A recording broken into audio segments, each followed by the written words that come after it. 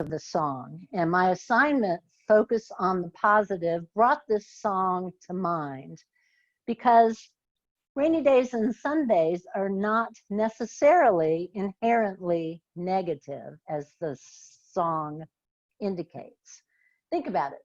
A rainy day gives the earth a drink and cools off a steamy hot day. Sundays can be a day of rest and renewal and respite, and probably a chance to connect with family at a good meal.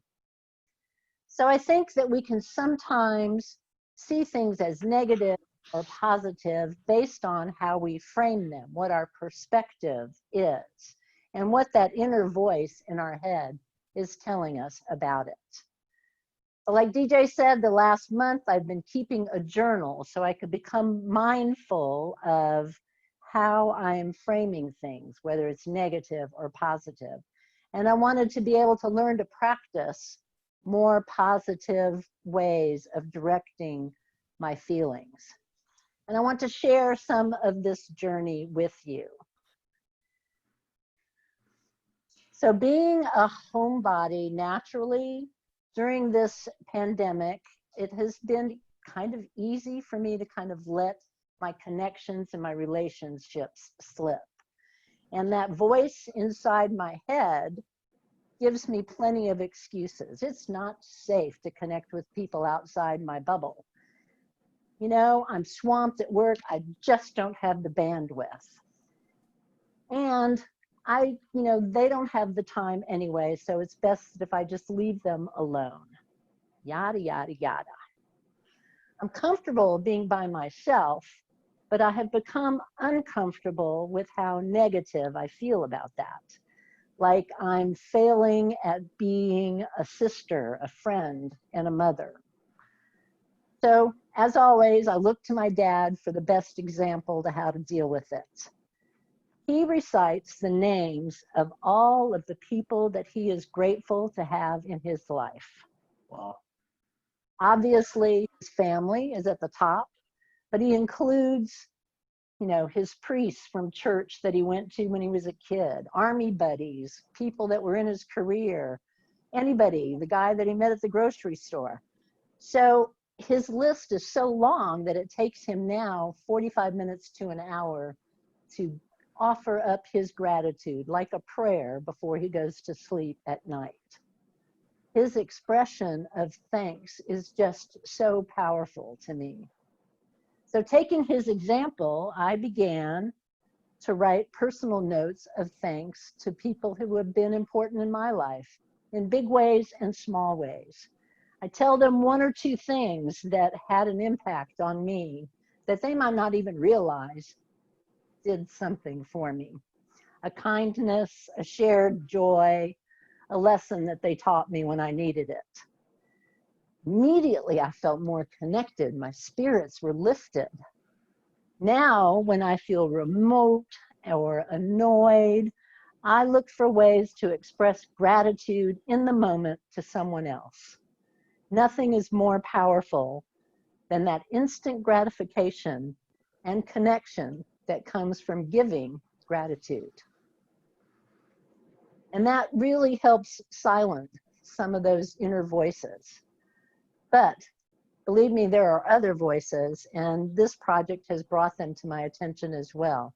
One that constantly bubbles up for me is that war between confidence and doubt. The commentary sort of runs like this. My experience tells me that we should do the plan this way, following these steps.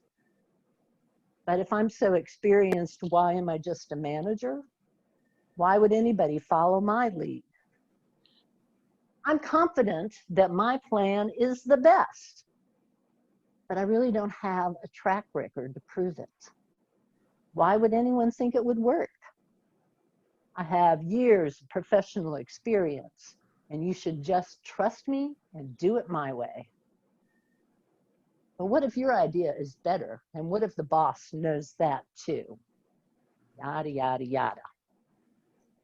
So just spilling this toxic junk into my journal has helped me recognize when the two sides start to take aim.